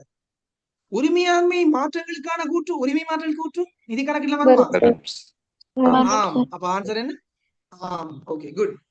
அடுத்தது பின்வரும் கூற்றுக்கள் நிறுவனம் ஒன்றின் முகாமை கணக்கு. மைண்ட்ல முகாமை கணக்கு எடுத்துருவணுமா? சொல்லி செய்யணும். நான் ஏற்கனவே சொன்ன மாதிரி தான். அப்ப சரியான ஆன்சர் வரும், இல்லாட்டி வராது. சரியா பிள்ளையாண்டு கூறட்டாம்.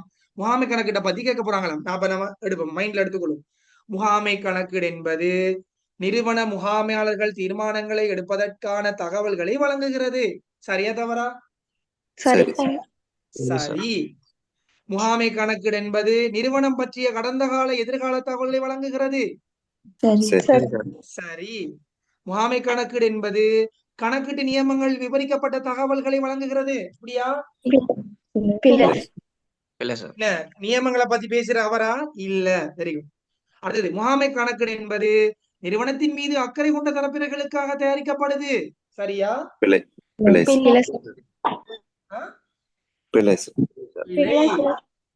இப்ப அந்த வேர்டு சொல்றதால ஈஸியா கண்டுபிடிக்க இயலுமா? நம்மளால ஈஸியா இருக்கா? அப்ப கட்டாயமா அப்ப இந்த கேள்வி செய்யக்கூட இதை இன்னைக்கு தானே முகாமை கணக்கீடு என்பது அப்படின்னு அந்த வேர்டை வாசிச்சு ஆன்சர் கிட்ட போகணும். அப்ப ஆன்சர் வந்து சொல்லிட்டா வந்துடுறேன். சும்மா வாய்ச்சிங்கன்னு சொன்னா சம்டைம் ஆமன்னு சொல்றாங்கல்ல மீறிப்பாங்க. தயவு செய்து அப்படிலாம் செஞ்சிடாங்க. உங்களுக்கு படத்தை சொல்லி தரதெல்லாம் ட்ரிக்ஸ், இதெல்லாம் உங்களுக்கு தெரியும். இதுல ஆன்சர் எல்லாம் தெரியும் உங்களுக்கு. நான் அதை படிப்பிக்க வரல. ட்ரிக்ஸ் என்ன, எப்படி செய்யற ஒரு எக்ஸாம் பேப்பர் ஈஸியா. ரைட். கீழே தரப்பட்டுள்ள அம்சங்கள் தொடர்பில் அதாவது நிதி கணக்கீடும் முகாமை கணக்கீடும் சம்பந்தமான அறிக்கையிடலான வேறுபாடை பத்தி சொல்றாங்களாம். வேறுபாடு எழுதட்டும். ரைட். இந்த அறிக்கையை பயன்படுத்துவோர் யார்? நிதி கணக்கீட்டின் அறிக்கையை யார் பயன்படுத்துறாங்க? அக்கறையுடைய தரப்பினர்கள். முகாமை கணக்கிட முகாமையாளர்கள். ரைட். நிதி கணக்கீடு தயாரிக்கப்படும் தடவை எத்தனை? ஒரு தடவை. ஆண்டுக்கு ஒரு தடவை எழுதலாம், ஒரு தடவை எழுதலாம். இது முகாமை கணக்கீடு ஏற்ப சட்ட தேவைகள் உண்டு, இங்கால கிடையாது. Very good. இல்லை. அறிக்கையிடும் தகவலின் தன்மை எப்படி? தகவல் இங்க வார தகவல் எல்லாம் என்ன தகவல்? என்ன டேட்டா? நிதிசார் தகவல் எழுதலாம். ரைட். வேற வரலாற்று தகவல் எழுதலாம். ரெண்டு எழுதினாலும் சரிதான். புரிஞ்சுதா? ரெண்டையும் எழுதலாம். அல்லது இப்படியும் எழுதலாங்க. எப்படி தெரியுமா? உண்மை தகவல் எழுதலாம். இங்க வாரதெல்லாம் உண்மை தகவலா இருக்கும், இங்க வாரது எதிர்பார்க்கப்படுறது தானே, அப்ப அது பாதட்டு தகவலா இருக்கு. அப்படி எழுதினாலும் சரி. சரி, அவர் பிள்ளை என்ன செய்யறாருண்டா, இங்க வாரதெல்லாம் உண்மை தகவல் என்றும் எழுதுறார், இங்க வாரது உண்மை மற்றும் பாதிட்டு தகவல் என்று எழுதுறார். சரி, நான் எக்ஸாம் பேப்பர்ல திருத்துறாளா நான் சரிதான் போடுவேன். அவன் சரியா தானே சொல்லிக்கிறேன். ரைட். அல்லது வரலாற்று தகவல், இங்க வரலாற்று தகவல் மற்றும் எதிர் கூறப்பட்ட தகவல் எழுதினாலும் சரி. விளங்கிட்டா? ஓகே தானே? குட். அடுத்தது சரி பிழை எடுத்துக்கு போக போறோம். பின்வரும் கூற்றுக்களில் எது சரி பிழை என்பதை குறிப்பிடுங்க. இதுல கோமனா தங்கிறார். அவர் எதை கேட்பாரு தெரியா? ஒன்று நிதி கணக்கிட்ட பத்தியும் கேட்கலாம், முகாமை கணக்கிட்ட பத்தியும் கேட்கலாம். சரி, ஓகே, நான் பாப்பா அந்த விஷயம் என்ன நடக்கு. முகாமை கணக்கீட்டின் அடிப்படை நோக்கமா? அப்ப முகாமை கணக்கிட்ட போறாரா? அப்ப அதை மைண்டு கொண்டு வந்துடணும். இவர் முகாமை கணக்கிட்டுக்கிட்ட போறார். ரைட். முகாமை கணக்கீட்டின் அடிப்படை நோக்கமாக உள்வாரியான அக்கறையுடையவரால் நிறுவனம் பற்றி தீர்மானம் எடுப்பதற்கு தகவலை வழங்குகிறது என்று சொல்லப்படுது. சரியா தவறா? சரி. உள்வாரியான தரப்பிரண்டு யாரு? முகாமையாளர் தானே. அவங்களுக்கு தீர்மானம் எடுக்கிறது தானே. வெளிவாரி இப்ப விளங்குதா? நான் ஏற்கனவே ஒரு கேள்வி கேட்டேன், விளங்கிட்டா? இப்ப அதாவது கணக்கீட்டின் பிரதான நோக்கம் என்று சொல்லி அக்கறையுடைய தரப்பினர் என்ற ஒரு ஆன்சரும் அக்கறையுடைய வெளித்தரப்பினர் என்ற ஒரு ஆன்சரும் வந்தா எதை சூஸ் பண்ணணும்ங்கிறது இப்ப கிளியரா? அப்ப உள்வாரி என்று பேசுறாங்களா இல்லையா? அது மாதிரிதான் வெளிவாரி. சரியா? அதெல்லாம் தெளிவா இருக்கணும். சரி, ஓகே, குட். அடுத்தது, பண ரீதியான அளவிடக்கூடிய கொடுக்கல் வாங்கல்கள் மட்டும் பௌதிக தகவல் இருக்காதாம். இது என்ன என்ன கணக்கீட்டின்னு கூறிய அடிப்படை? இது நிதி கணக்கீடு. ரைட். நிறுவனத்துக்கு கணக்கு புத்தகத்தில் பதியப்படும். அப்ப அக்கவுண்டிங் இன்ஃபர்மேஷன், அதாவது பைனான்சியல் இன்ஃபர்மேஷன் மட்டும்தான், நிதி தகவல் மட்டும்தான் கணக்கீட்டில் பதியப்படும். பதியப்படுமா? பதியப்படாதா? சரியா பிள்ளையா? பிள்ளையா? அப்ப நான் கேட்கிறேன், நிறுவனத்தின் சூழலானது அழகாக காட்சிப்படுத்தப்பட்டுள்ளது, அக்கவுண்ட்ஸ்ல பதியலாமா? பதியலாமா? இல்ல சார். அப்ப எப்படி பிள்ளைன்னு சொன்னீங்க? சொல்லுங்க. அடுத்தது, நிறுவனத்தில் 5 காற்று சீராக்கிகள் காணப்படுது. ஏர் கண்டிஷன் மெஷின் இருக்கா? ஏசி இருக்கா? இத பதியலாமா அக்கவுண்ட்ஸ்ல? இல்ல சார். இல்ல. ஆனா காற்று சீராக்கியில் ஐந்தின் பெருமானம் அல்லது காற்று சீராக்கியில் 5 கொள்வனவு 50 லட்சம் ரூபாய். இப்ப என்ன செய்யலாம்? பதியலாம். அப்ப பணம் இருந்தால் மட்டும்தான் கணக்கீட்டுல பதிய முடியும். பௌதிக தகவல் முகாமை கணக்கீட்டின் தகவல்களை பதிய முடியாது. அது முகாமை கணக்கீடுலாம் பதியலாம். இப்ப கிளியரா? ஆம். அப்ப இந்த கூற்று சரியா தவறா? சரி சார். சரி சார். சரி, குட், வெரி குட். கிளியர் ஆயிட்டீங்க தானே இப்ப? சரி. நிறுவனத்தின் தகவல்களை பயன்படுத்தும் வெளிவாரியான பாவனையாளர்களின் தீர்மானம் எடுப்பதற்கு குறித்த நோக்கம் கொண்ட இதுக்கு இன்னொரு தமிழ் போடலாம். என்ன தமிழ் போடலாம்? இடத்துல குறித்த நோக்கம் என்ன தமிழ் போடலாம்? குறித்த நோக்கம் என்ன? பொதுவா கமன் வருமா? ஸ்பெசிபிக் என்று வரும். இங்கிலீஷ்ல ஸ்பெசிபிக், காமன் இல்ல. அப்படா விசேட நோக்கம். அப்ப முகாமை கணக்கிட்ட பத்தி கேட்காரு கைஸ், நல்லா மைண்ட்ல வச்சுக்கோங்க. குறித்த நோக்கம் சொல்லி கேட்கறது என்ன? ஸ்பெசிபிக் சொல்றது. ஸ்பெசிபிக்ங்கிறது காமன் இல்ல, அப்ப நிதி கணக்கீடு வராது. முகாமை கணக்கீட்டின் நோக்கம் கொண்ட நிதி கூற்றுக்கள் வழங்கப்படுதா தீர்மானம் எடுக்கிறதுக்கு? அதை நான் திரும்பியும் தமிழ்ல வாசிக்கிறேன் பாருங்க. நிறுவனத்தின் தகவல்களை பயன்படுத்தும் வெளிவாரியான பாவனையாளர்களுக்கு பொது கணக்கீடு தான் வழங்கப்படணும்.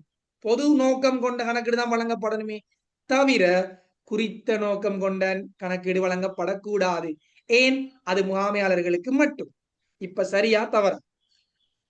பிள்ளை சார். தவறு சார். தவறு. ஏன்? அவர் சொல்றாரு என்ன தெரியுமா?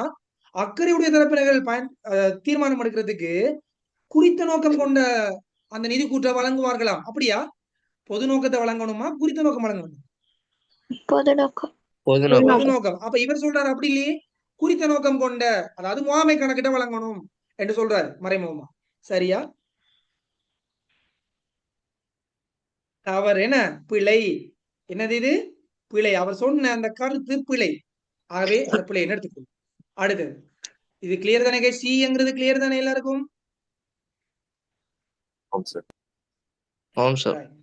பொருளாதார தீர்மானங்களை சமூகம் எடுப்பதற்கு தேவையான தகவல்களை வழங்குவதற்காக கணக்கீடு தோன்றியது. சரியா தவறா? சொல்லுங்க பாபு. சரி சார். சரிதானே? பொதுமக்கள் தானே இன்வெஸ்ட் பண்ண போறவங்க. அப்ப அவங்க தீர்மானம் எடுக்கிறதுக்கு அவ என்னத்தை போட்டான் தெரியுமா? சமூகம் என்ற வேர்டை போட்டான். வெளிமாறி தரப்பினர் என்று போட்டிருந்தா நீங்க ஈஸியா எடுத்திருப்பீங்க ஆன்சர். சமூகம் என்ற அப்ப யாரு? உள்ளுக்கு இருக்கிறார்களா வெளியால இருக்கிறார்களா? வெளியில இருக்கிறார்கள். வெளியில. அதான் அதுல மறைமுக கருத்து கைஸ். இங்க எல்லா பேப்பரும் கேள்வி எல்லாருக்கும் தெரியும். என்னத்த அதுக்கு ஒத்த கருத்துள்ள சொற்களை போடுற, அதான் பெரிய ஒரு சீரழிவு. பிள்ளைகளுக்கு பெரிய கஷ்டம் அத தீர்மானம் எடுக்கிறதுல. சரியா? ஆகவே ஒத்த கருத்துள்ள சொற்கள் கொஞ்சம் நல்லா தெரிஞ்சிருந்தவங்களுக்கு ஈஸியா இருக்கு. ரைட். 22 நிதி கணக்கீட்டு முகாமை கணக்கீட்டுக்கும் இது வேறுபாடு. எங்களுக்கு சொல்லுங்க பாப்போம். யார் இந்த தகவலை பயன்படுத்துவார் நிதி கணக்கீட்டில்? அக்கறையுடைய தரப்பினர்கள். அல்லது இன்னும் எழுதலி தெளிவாளுதலி அக்கறையுடைய எழுதல. இது யாரு? முகாமை கணக்கீடு முகாமையாளர்கள். அறிக்கையிடும் தடவைகள் எத்தனை தடவை தயாரிக்கப்படும்? ஒரு தடவை. இது தேவைக்கு ஏற்ப. அவ்வளவுதான் உங்களுக்கு இந்த செஷன். இதுல இன்னும் இருக்கு, பேலன்ஸ் கேள்வி இருக்குது. அதை நான் உங்களுக்கு கூகுள் ஃபார்ம்ல அனுப்ப போறேன். ஏண்டா இவ்வளவும் படிச்சு நீங்க எத்தனை பேர் சரியா ஆன்சர் பண்றீங்க என்கிறத பாக்குறதுக்காக. ஓகேவா? செஷன் எப்படி போகுது தெரியுமா? இதையும் பிராக்டிஸ் பண்ணியாச்சு. இப்ப நான் அடுத்தது நான் என்ன செய்வேன்னா உங்களுக்கு அனுப்புவேன். அதுல எத்தனை பேர் ஆன்சர் உங்களுக்கு ஆன்சர் வரும், நீங்க செஞ்சதுல ஆன்சர் வரும், எத்தனை பேர் சரியான ஆன்சர் எழுதுறீங்கிறது வரும். ஓகேவா? சோ முதலாவது யூனிட்ல என்னென்ன கேள்விகளா அடிக்கடி தொகுக்கப்பட்டு இப்ப சொல்லுங்க. இப்ப லிஸ்ட் அவுட் பண்ணுங்க. என்னென்ன தலைப்பு முக்கியமான தலைப்பு பாப்போம். சொல்லுங்க பாப்போம். பிரதான நோக்கம், ஒழுங்குமுறை, படிமுறைகள், முகாமை கணக்கீட்டுக்கு நிதி கணக்கீட்டுக்கும் இடையிலான வேறுபாடுகள், அதுக்குள்ள திரும்ப கேள்வி, எழுதுற கேள்வி எல்லாம், சரிபிழை கேள்வி எல்லாம் அதுக்குள்ள வந்துச்சு. முகாமை கணக்கீட்டுக்கும் நிதி கணக்கீட்டுக்கும் இடையில. சரியா இல்லையா? அடுத்தது அக்கறையுடைய தரப்பினர்களும் அவர்கள் அக்கறை கொள்வதற்கான காரணங்களும். சரியா இல்லையா? அப்ப பாத்தீங்க எவ்வளவு எல்லாம் படிச்சிருப்பீங்க. ஆனா முக்கியமான தலைப்புகளாக அடையாளப்படுத்தப்பட்ட தலைப்புகள் இதுகள் தான். புரிஞ்சுதா? இப்ப பேப்பர் என்ன கான்செப்ட் எவ்வளவு எல்லாம் படிச்சிருப்பீங்க கைஸ்.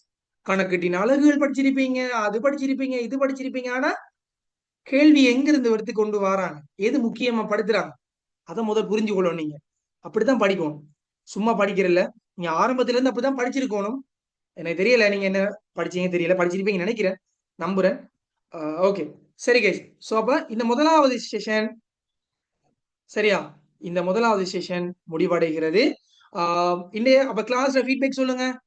நான் சொல்லி தந்த ட்ரிக்ஸ் எல்லாம் விளங்கிச்சா, பிரயோசனமா இருந்துச்சா? நான் ஏதாவது இல்லை நாங்க வளமையா படிச்சுதான் சார், அதென்றாலும் பயப்படாம சொல்லுங்க சார், நான் வளமையா அதெல்லாம் படிச்சுதான் சார். அப்படியா, இல்லை ஏதாவது சம்திங் டிஃபரெண்டா இருந்துச்சு அவங்களோட ஃபீட்பேக் கட்டாயம் தேவை.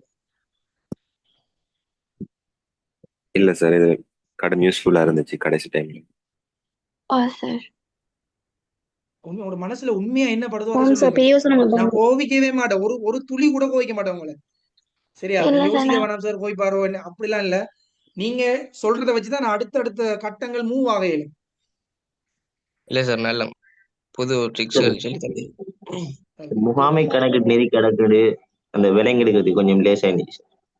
குட், ஓகேம்மா. சார் ஒரு கேள்வி அணுகிற விதம் புரிஞ்சிருக்கு. குட். அதான் முக்கியம், டைமிங் முக்கியமா. இது இந்த கேள்விக்கெல்லாம் 1 நிமிஷம் தான் கொடுக்கணும் டைம், அதுக்கு மேல நீங்க கொடுத்துடவே கூடாது. மேக்சிமம் 1 நிமிஷம் தான் டைம். சரிபுலை 4, அப்ப 60 நிமிஷத்தை நீங்க பிரிக்கணும். 15 செகண்ட் 15 செகண்ட் 15 செகண்டுக்குள்ள ஆன்சர் எடுக்கலாம் இருக்குமா? வடிவ ஆன்சர் எடுத்துல மேக்சிமம் 1 மினிட்டுக்கு மேல. இப்படிப்பட்ட கேள்விக்கு 20 கேள்வி இருக்குமா உங்களோட பேப்பர்ல? இப்ப போய் செக் பண்ணி பாருங்க, இப்ப அந்த வேலையை ஸ்டார்ட் பண்ணுங்க, போய் தேடி பாருங்க. 20 கேள்வி இருக்கு, அந்த 20 கேள்விக்கும் பதில் கொடுக்கும், சரியா பதில் கொடுக்கும். அந்த நான் உங்களுக்கு இப்ப யூடியூப் லிங்க் அனுப்புறேன், கட்டாயம் மிஸ் பண்ணாம பாருங்க. உங்களுக்கு பிடிச்சிருந்தா சப்ஸ்கிரைப் பண்ணுங்க. என்ன சார் யூடியூப் சேனலுக்கு ப்ரோமோட் செய்யற மாதிரி இருக்கேன்னு? அப்படியா இல்ல தானே? சரி, நீங்க கட்டாயம் போய் பாருங்க, சப்ஸ்கிரைப் பண்ணாடி பரவாயில்ல, பாருங்க. அந்த எம்சிக்யூ ட்ரிக்ஸ்களை பிடிச்சிக்கோங்க. ஓகேவா? இதோட முடிச்சுக்கொள்ளும். இன்னைக்கு அடுத்த செஷன் இருக்கு, அடுத்த செஷனும் இன்னைக்கு நடந்து முடியுமா? 3 பேப்பரும் பார்த்து முடிப்பேன், 3 யூனிட் முடிப்பேன் இன்னைக்கு. ஓகேவா? ரெடி தானே எல்லாரும்? ஓம் சார், ரெடி சார். ஆம் சார். குட். சரி, ஓகே. அல்படிக்க கூட, போரிங்கா இருக்க கூட, இன்ட்ரெஸ்டா போ. அடுத்த கிளாஸ் எப்படா நடக்கும், இன்ட்ரெஸ்டிங்கா போகும். அவ்வளவுதான், ஷார்ட் அண்ட் ஸ்வீட்டா விஷயம் நடக்கும். That's all. Okay guys, thank you very much. மீண்டும் நாங்கள் சந்திப்போம். நல்லா படிங்க, சரியா பிராக்டிஸ் பண்ணுங்க. குட்.